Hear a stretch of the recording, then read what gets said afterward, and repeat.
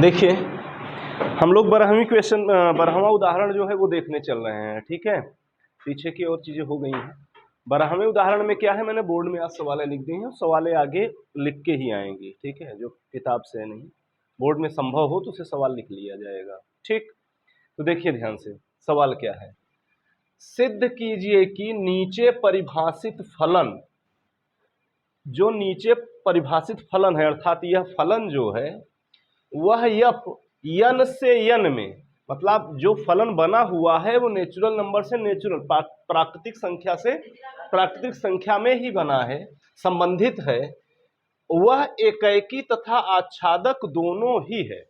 हमें क्या सिद्ध करना है कि एक फलन नेचुरल नंबर से नेचुरल नंबर अर्थात प्राकृतिक संख्या से प्राकृतिक संख्या से ही संबंध बना रहा है, तो उसको सिद्ध करिए कि एकैकी तथा आच्छादक है। लेकिन वह जो फलन है वो यह है, फलन इस प्रकार दिया है, नीचे जो दिया है फलन इस प्रकार है। सवाल समझे कि नहीं, समझ में आ रहा है? गैपिंग मार रहे हैं आप लोग, देखिए थोड़ा सा ध्यान से। इसमें बड़ा सबसे अच्छा इंटरेस्टिंग क्या है कि f(x) का मान इस तरीके से दिया है, आप समझने की कोशिश करिए। 11th में था ऐसे? नहीं था। 11th में भी था ना। मतलब फलन किस प्रकार से होता है, ध्यान से देखिए आप। इसका मतलब क्या, अभी तो f(x) बराबर केवल एक तो दिया रहता था, आप कर लेते थे, लेकिन अब f(x) बराबर ऐसे दिया हो तब आप क्या करेंगे, है ना। इंटरेस्टिंग है। इसका मतलब क्या है, ध्यान समझिए। पहले मतलब समझते हैं और फिर हम सिद्ध करते हैं कि कैसे होगा। ओके, हमारी तरफ दोनों तरफ नेचुरल नंबर है, इधर भी नेचुरल नंबर है और इधर भी नेचुरल नंबर, इधर भी प्राकृतिक संख्या है, इधर भी प्राकृतिक संख्या है, और ये फलन बना रहे हैं, एक ये फलन बना रहे हैं। नेचुरल नंबर हम जानते हैं स्टार्ट होता है कहां से, 1 2 3 4 5 सो ऑन, ऐसे चलता चला जाएगा। चलो और ले लें 6, फिर चलता चला जाएगा।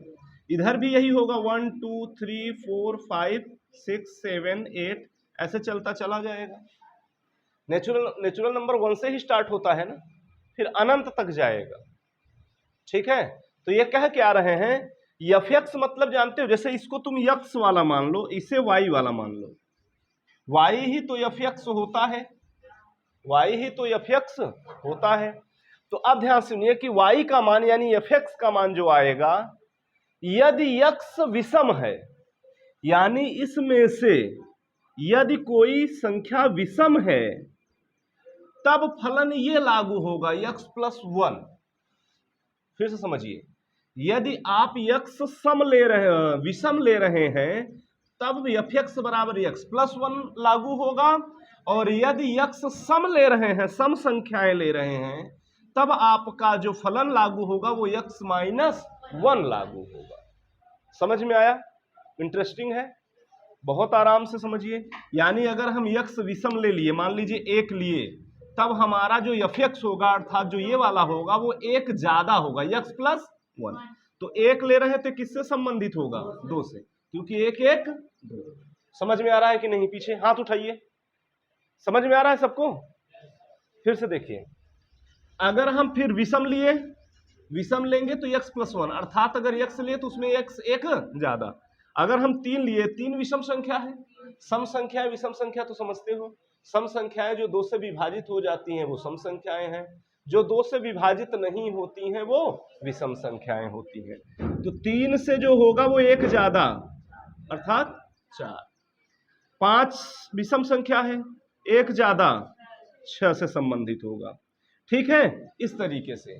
और अगर मान लीजिए कि सम संख्या ले लिए, यदि आप x क्या ले लिए, सम 2, तो x में से 1 कम होके आएगा, तो 2 में से 1 कम करो कितना, 1, 4 में 1 कम करो कितना, 3, 6 में 1 कम करो कितना, 5।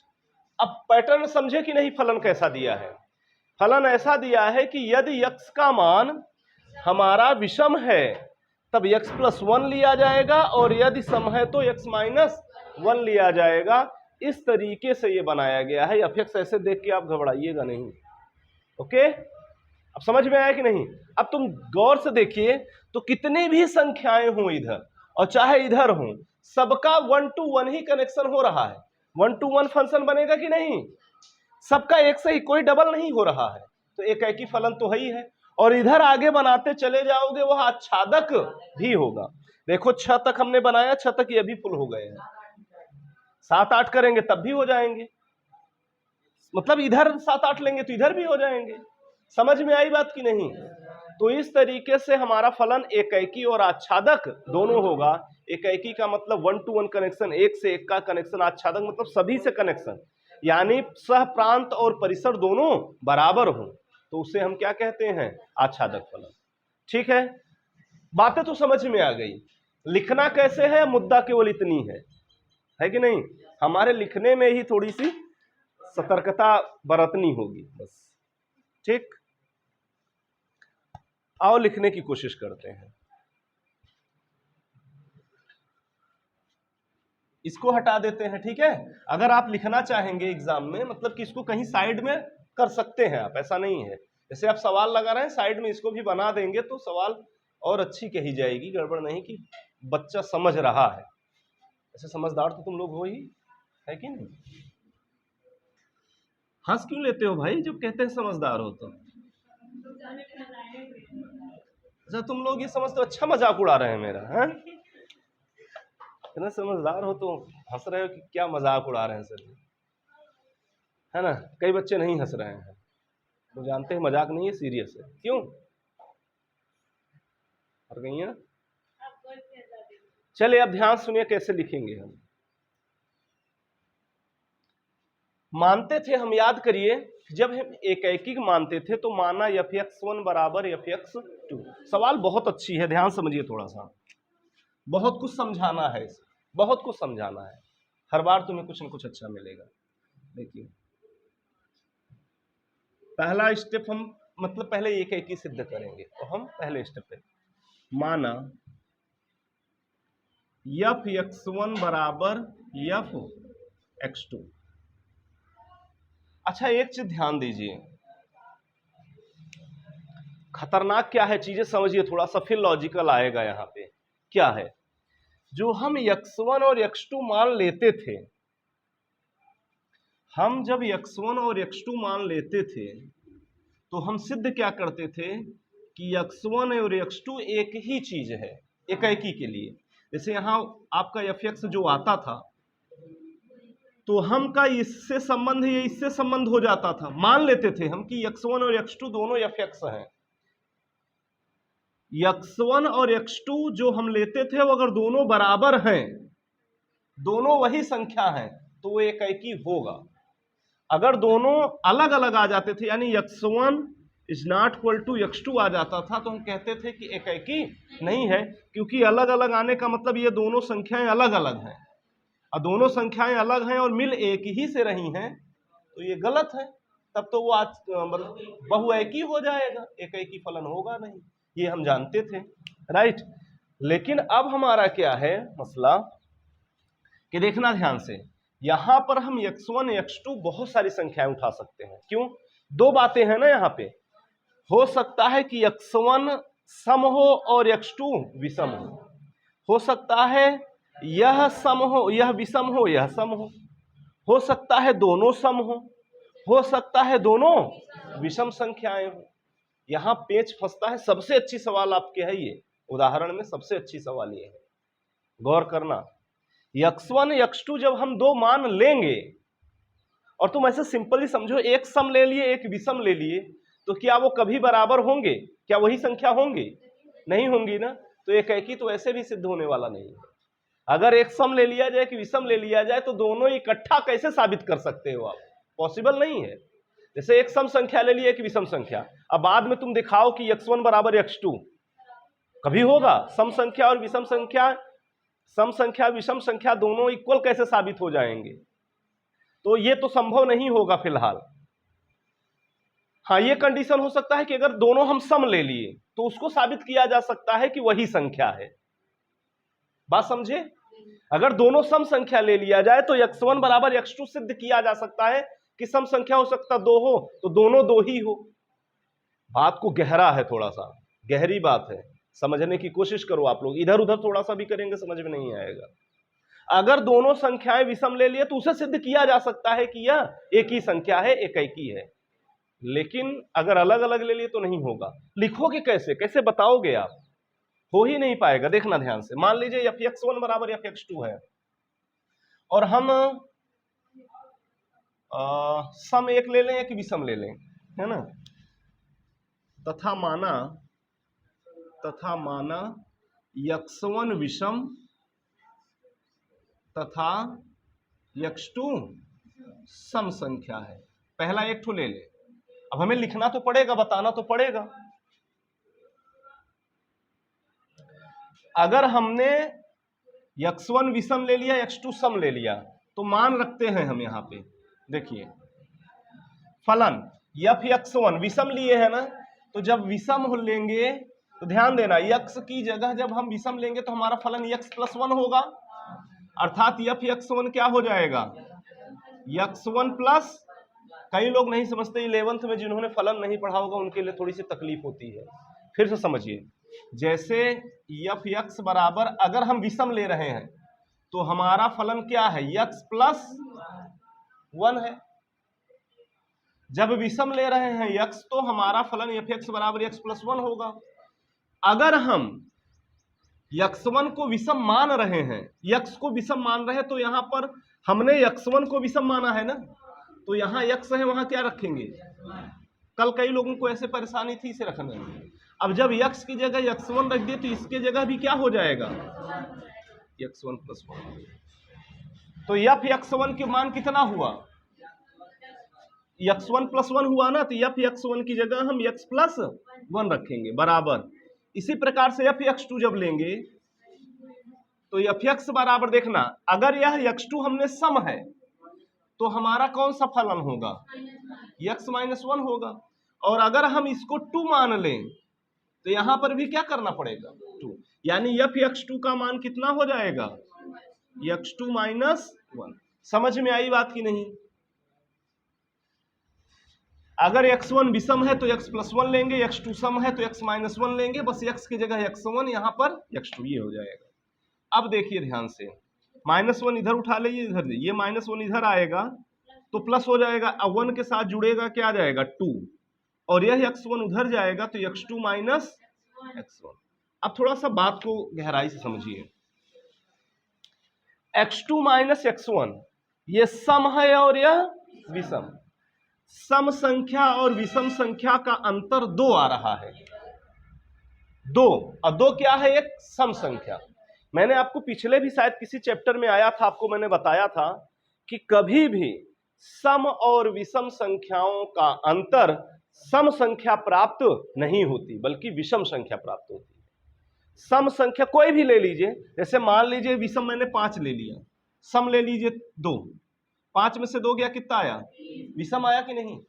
कुछ भी लीजिए आप, सम संख्या ले लीजिए 8, विषम संख्या कुछ भी लीजिए, आप बोलिए, 3 ले लें, 3, 5 में से 3, 5, 8 में से 3 गया, तो विषम संख्या प्राप्त हुई कि नहीं। कभी भी सम या विषम संख्या का अंतर जो आता है वो सम संख्या प्राप्त नहीं होता, अतः यह कथन ही गलत है।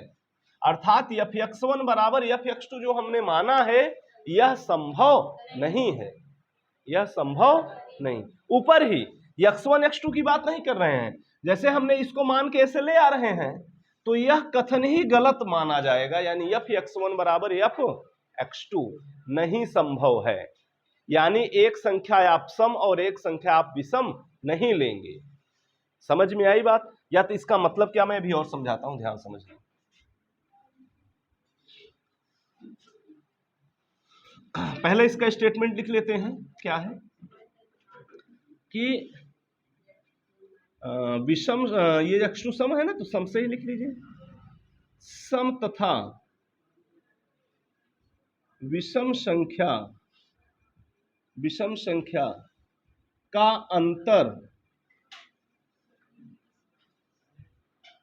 अंतर हमेशा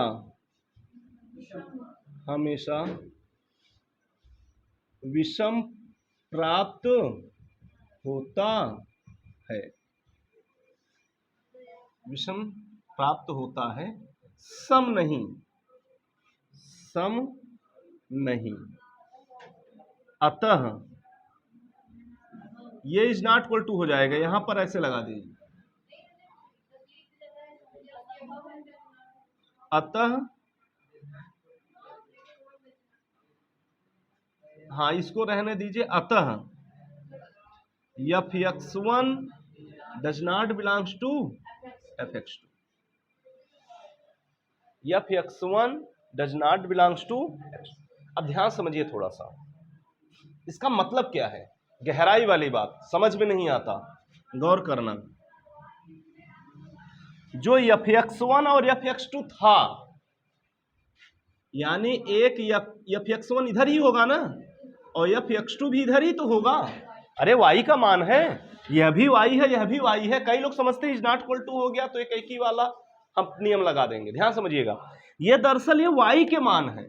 जब हम x1 is not equal to x2 करते थे तो यह इधर के पार्ट होते थे,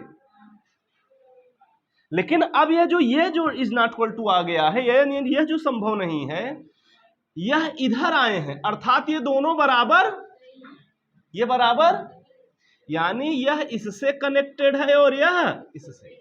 अगर ये दोनों बराबर हो जाते तो यह भी इससे संबंध बना लेता। यह x2 और x1 आपने अलग अलग लिया है, और दोनों सम और विषम जब इससे संबंध बना लेते तो fx1 fx2 बराबर हो जाते, और तब यह बन जाता क्या, बहुएकी फलन। बहुएकी फलन बन जाता। x1 x2 अगर ये बराबर आ जाते तो यहां से ये क्या हो जाएंगे, बहुएकी फलन हो जाएंगे ना, अगर बराबर हो जाते। तो अगर ये बराबर नहीं है, अर्थात ये अलग अलग है ना, जब अलग अलग है तो यह एकाएकी तो अपने आप बना रहा है, यह एकाएकी बना रहा है। बात को समझिए, गहराई से समझिए, नहीं समझ में आएगा तो रट्टा मारना पड़ेगा। यही एक नियम है जो ऐसे ऐसे कर रहे हो। मैं ही नहीं, किसी को भी समझाने में इसमें बहुत ताकत लगेगी, और अभी आप नहीं समझे तो फिर समझ नहीं पाएंगे। सोच रहे चलो हम बाद में जहिया खाली हो वही समझ ले, आज रह दे बात, थोड़ा सा नींद अस लग दिया, आलस्य, समझ में नहीं आएगा, गौर करना थोड़ा सा। यानी जब fx1 is not equal to f2 है, यानी ये दोनों मान एक नहीं है, अलग अलग हैं। जब सम संख्या ले लिया गया और एक विषम संख्या ले लिया गया तो दोनों मान अलग अलग आ गए, अर्थात वो तो एकाएकी ही है ना, वो तो एकाएकी ही है। जब अलग अलग ये मान प्राप्त हो रहा है तो एकाएकी ही है, क्योंकि बराबर ही नहीं है। हाँ, सम का भी अलग मिल रहा है और विषम का भी मान अलग अलग प्राप्त हो रहा है, अतः एकाएकी फलन है। अगर ये बराबर आ जाता तो सम विषम मिलके गड़बड़ आ जाता, तो ये आना चाहिए था। ठीक है, आगे चलते हैं। अब इसी को चाहे लिख लीजिए, और क्या इसमें लिख दें, यह फलन एकाएकी होगा, जितना सिद्ध कराए हैं ऐसे लिख लीजिए, या ये कह लीजिए, या लिख लीजिए इतना ही, अतः फलन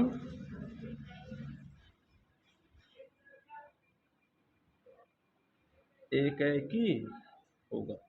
ध्यान समझिएगा, एक जगह आप कंफ्यूज होते हैं कि जब हमारा x1 बराबर x2 आता था तब एकाएकी होता था, और जब ये डज नॉट बिलोंग्स टू होता था तो वह बहुएकी हो जाता था। लेकिन वो x1 x2 का कंडीशन था, यहां fx1 और fx2 हम दिखा रहे हैं, क्लियर है, y वाला दिखा रहे हैं, और वहां पे हम x वाला दिखाते थे, प्रांत के अवयव दिखाते थे, यह सह प्रांत है। क्लियर, चलिए अब इसी प्रकार आप x2 और x1 कुछ अच्छा दोनों अंतर हमने लिख दिया, संख्या का अंतर मैंने लिख दिया, तो ये बात दोनों में लागू हो जाती है, आपको दो बार लिखने की आवश्यकता नहीं, एक ही बार। या आप ऐसे लिख लीजिए कि इसी प्रकार x2 जो हो, x1 जो है वो सम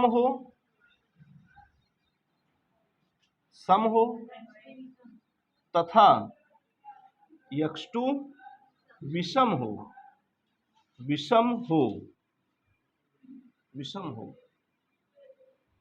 तो भी फलन क्या होगा, फलन एकाएकी होगा। तब भी फलन एकैकी होगा, लिख लीजिएगा नीचे, बहुत खास बात नहीं है। क्लियर है? मतलब अगर इसको लोगे तो यही संबंध तो दोबारा बनेगा, यहां बस x1 माइनस x2 आ जाएगा, बस इतना ही आने वाला है। तो यह एक स्टेप तो सिद्ध हो गया कि जब सम विषम हो तो एकैकी आएगा ही आएगा। अब हम दोनों सम हो या दोनों विषम हो तब क्या होगा?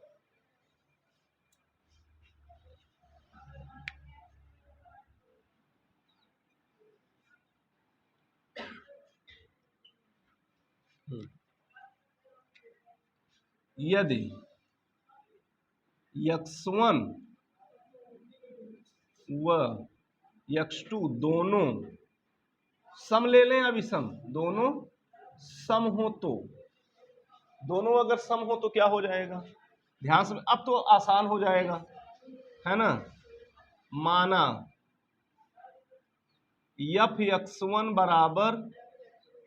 बराबर f(x2), f(x1) बराबर f(x2). अब f(x1) का मान आप कितना लेंगे? ध्यान समझिए, दोनों हमने क्या ले लिया है? सम।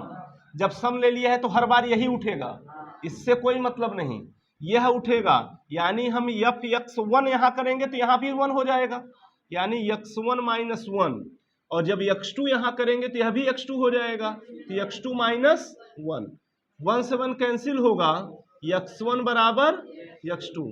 अतः फलन एकैकी है, एकैकी है। इसी प्रकार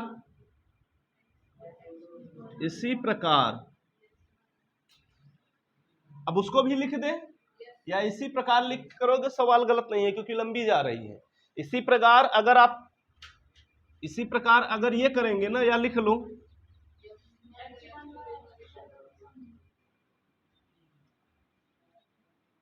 दूसरा स्टेप, यदि x1 व x2 दोनों विषम हो तो क्या हो जाए? विषम होने पर ये ले लेंगे, माना f(x1) बराबर f(x2). f(x1) कितना है? x प्लस 1, लेकिन 1 है तो यहां पर भी 1 होगा। f(x2) जो होगा वह क्या होगा? x2 प्लस 1, हर बार यही उठेगा क्योंकि अब विषम में दोनों कंडीशन में यही आएगा। अब ये 1 से 1 तो क्या आ जाएगा? x1 बराबर x2। अब यही स्टेटमेंट पुनः लिख देंगे, अतः फलन एकैकी है, अतः फलन एकैकी है। चारों स्थितियों में एकैकी फलन आ रहा है। जब हम सम विषम ले लें या विषम सम ले लें तब भी आएगा, दोनों सम ले लें तब भी आएगा, दोनों विषम ले लें तब भी आएगा। ये थोड़ा सा बड़ा स्टेटमेंट हो गया। अब एक चीज हम सिद्ध करना भी बाकी रह गया, आच्छादक, और जगह खत्म है ना। तो इसको आप लिख लीजिए, उसके बाद इस आच्छादक वाला इसको हटा के कर लेते हैं, ठीक।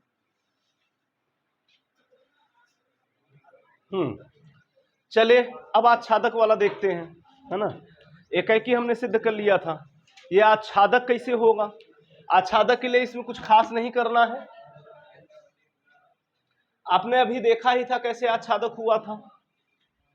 अब इसमें बस वही जो उसका फार्मूला होता है ना, उसी को पेस्ट कर दीजिए, कॉपी पेस्ट, काम बन जाएगा। कैसे करेंगे आप कि दूसरे स्टेप में, कि माना y equal to f of x, है ना, y equal to f of x है। अच्छा ये बताइए, अब इसमें हम सिद्ध क्या करेंगे? y का मान, y का f(x) के मान में जैसे निकालते हैं दो ठो, कहने का मतलब f(x) का मान जो है y के पदों में, x का मान जो है y के पदों में आता है। लेकिन अब हम इसमें रखने की कुछ नहीं जरूरत है, आपको सीधा स्टेटमेंट आप लिख दीजिए, हो गया। क्योंकि आपने अभी देखा था ना सबके मिल रहे थे, तो आप लिख सकते हैं कि सह प्रांत के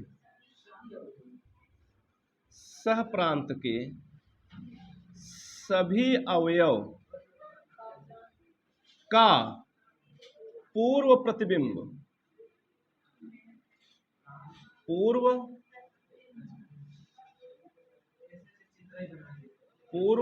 हाँ चित्र भी बना सकते हो, ज्यादा अच्छा है। सह प्रांत के सभी अवयव का पूर्व प्रतिबिंब प्रांत में स्थित है, अतः फलन आच्छादक है। आच्छादक है। ठीक, एक ठो चित्र बना के आप दे दीजिए। 1 2 3 4 5 सो ऑन, 1 2 3 4 5 6 7 सो ऑन। अगर 1 लेंगे तो एक ज्यादा विषम पे 2, और अगर सम लेंगे तो एक कम 1, 3 लेंगे तो 4, 4 लेंगे तो 3, 5 लेंगे तो 6, आगे जो भी चलेगा, है ना। इस चलो 6 ले लो, नहीं तो फिर दिखेगा बड़ा अच्छा नहीं। 6 लेने पर कितना 5, ऐसे ही आप कर दीजिएगा, है ना, तो आपका सिद्ध हो जाएगा। ठीक है, चलिए इसको लिख लीजिए, फिर आगे चलते हैं। चलिए देखिए क्वेश्चन, उदाहरण नंबर 13। उदाहरण नंबर 13 क्या है? सिद्ध कीजिए कि आच्छादक फलन यफ, फलन जो है 1 2 3 से 1 2 3 में ही बना रहा है। 1 2 3 से 1 2 3 में अवयवों की संख्या सेम है और अवयव भी सेम ही है। एक फलन बना रहा है जो सदैव एकैकी फलन होता है। यह सिद्ध करना है कि सदैव एकैकी फलन होता है, और उसने दिया क्या है? आच्छादक फलन। वो दे दिया है कि यह फलन आच्छादक है। आच्छादक का मतलब प्रांत और परिसर बराबर है। कहने का मतलब यह है कि इधर भी और इधर भी 1 2 3 दे दिया है, 1 2 3, इससे फलन दिया है यफ, ये x मान लो, ये y। पहला नंबर, यह आच्छादक है, यानी कोई इसमें शेष नहीं बचना चाहिए। इसका इससे संबंध हो सकता है, इसका इससे हो सकता है, इसका इससे हो सकता है, या एक का इससे हो सकता है 3 के साथ, और 2 का 1 के साथ, कुछ भी हो सकता है। लेकिन एक चीज तो फिक्स है कि अगर आच्छादक है तो इसमें कोई बचना नहीं चाहिए। सह प्रांत और परिसर दोनों बराबर हैं, यह दे दिया है। और जब इस तरीके से दे दिया है तो 3 ही अवयव तो इसमें भी हैं, तो फलन एकैकी ही होगी। अब आपको इसमें केवल लैंग्वेज लिखना है और कुछ नहीं लिखना है। और यह चित्र भी, मतलब चित्र में कौन किससे संबंधित है, यह चीज क्लियर नहीं है, यह चीज क्लियर नहीं है, तो हमें लैंग्वेज में ही लिखना पड़ेगा चित्र बना के। हाँ लिख लीजिए, क्योंकि दिया है, ऐसे लिखो, दिया है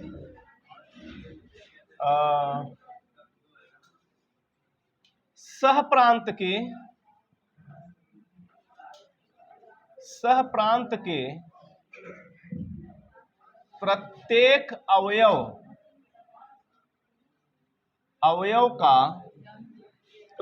अवयव का क्या? पूर्व प्रतिबिंब।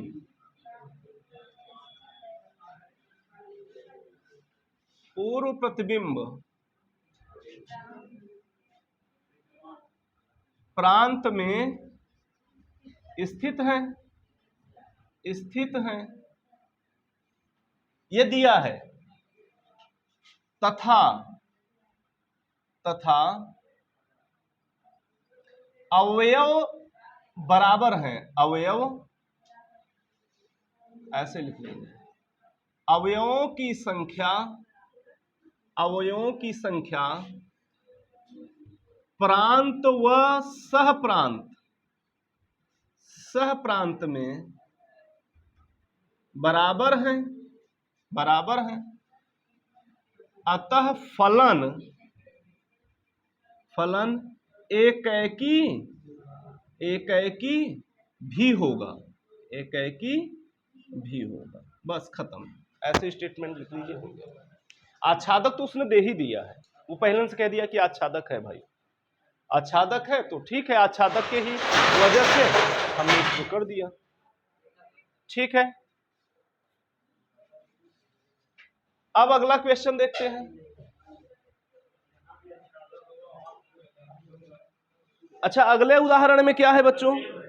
सिद्ध कीजिए कि एकैकी फलन है, तब 1 2 3 अनिवार्य रूप से आच्छादक भी है। सेम लैंग्वेज में लिखना है, आप लिख दीजिए कि ये फलन एकैकी है, यानी एक 1 to 1 कनेक्शन है सबका, और अवयव बराबर है, इसलिए आच्छादक भी होगा। तो आप उदाहरण नंबर 14 भी अपने लैंग्वेज में लिख लीजिएगा, सेम टू सेम है।